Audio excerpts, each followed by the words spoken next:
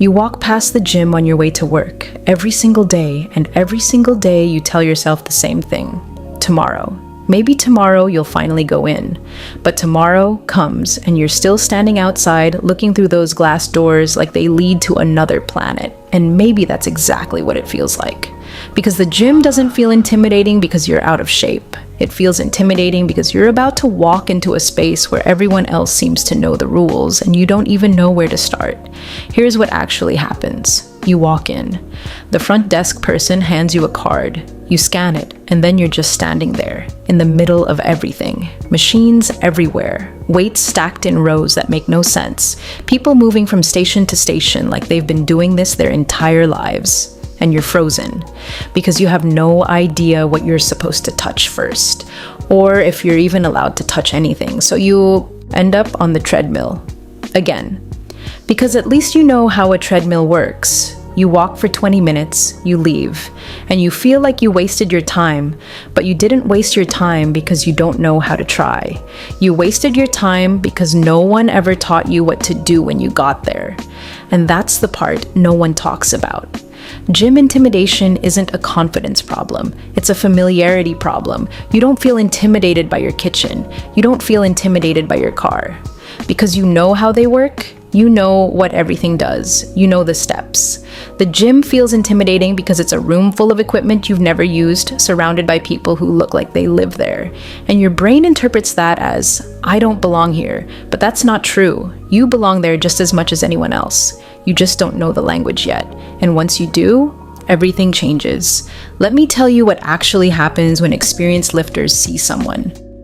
New walk into the gym. Nothing. Absolutely nothing. They're not watching you. They're not judging your form. They're not counting your reps or wondering why you're using the 5-pound dumbbells. They're focused on their own workout. They're thinking about their next set. They're checking their phone between exercises. They're wondering if they remembered to lock their car.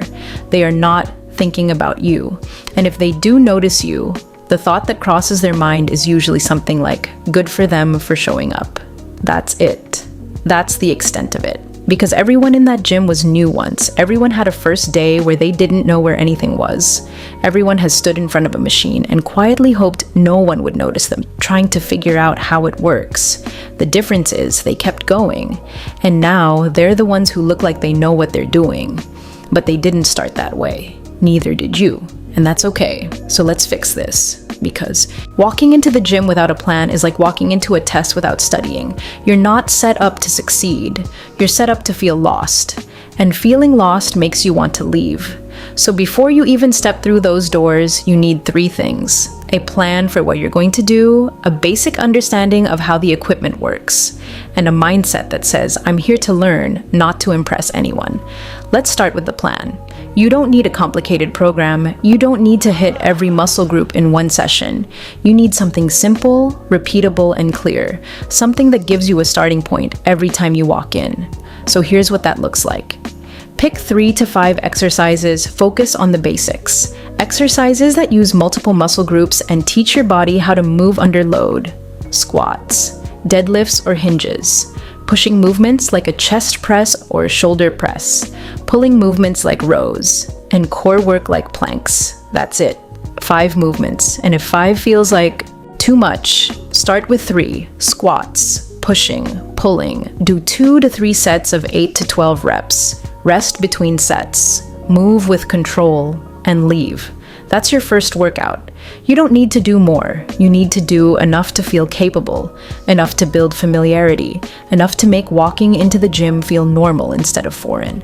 Now let's talk about the equipment, because half the intimidation comes from not knowing what anything is called or how to adjust it, and that's an easy fix. Most gyms have the same basic setup. Free weights, dumbbells and barbells, machines with cables and pulleys, benches, racks, and cardio equipment.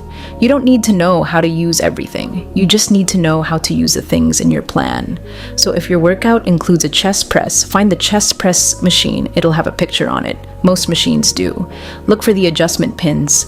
They control the seat height and the weight. Sit down. Adjust the seat so the handles line up with the middle of your chest. Pick a weight that feels manageable. Start light, you can always go heavier next time. Push the handles forward, bring them back with control. That's 1 rep. If you don't know how to adjust something, ask someone who works there. That's literally their job. And if you still feel unsure, most gyms offer a free orientation or a single session with a trainer. Take it. Even 1 walkthrough can make everything click. Here's the other thing no one tells you. You don't have to use the machines. If they feel too complicated or too intimidating, start with dumbbells. Dumbbells are simple. You pick them up, you put them down, you control the movement, and they teach you stability and coordination in a way machines don't. Goblet squats, dumbbell rows, dumbbell chest press on a bench, dumbbell shoulder press. You can build an entire routine with just a pair of dumbbells and a bench. And the best part is you don't have to wait for equipment. You don't have to figure out how to adjust a seat. You just grab the weights and go. It's one less thing to think about. And when you're new, less thinking means more doing. But here's where the real shift happens. The shift that takes you from, I don't belong here, to I'm exactly where I need to be. It's not about how much weight you lift. It's not about how long you stay. It's about showing up and doing the thing you said you were gonna do. That's it. That's the entire game, because every time you walk into that gym, you're proving to yourself that you can. Every time you pick up a weight, you're learning. Every time you finish a set, you're building. Not just muscle, but familiarity, confidence, capability, and after a few weeks, something changes. You stop thinking about whether you belong there. You stop wondering if people are watching. You stop feeling like you're pretending, because you're not pretending anymore. You know where the equipment is. You know what your workout is. You know what your body can do. And that feeling, that quiet confidence that comes from simply knowing what you're doing, that's what makes the gym stop feeling intimidating. Not because you've earned the right to be there, but because you finally realize you always had it. The gym isn't a test you have to pass. It's a tool you get to use, and the only requirement for using it is showing up. You don't need to be strong yet. You don't need to know everything yet. You just need to start. Because the version of you that walks in today is not the same version that walks out in 3 months. That version is stronger, more capable, more confident, and she didn't get there by waiting until she felt ready. She got there by going anyway. So tomorrow, when you walk past that gym again, don't keep walking. Go in, scan your card, find your first exercise, do your sets, and leave knowing you did exactly what you came to do. That's all it takes. 1 day, 1 workout, 1 step, and then you do it again. Because confidence isn't something you find, it's something you build, 1 rep at a time.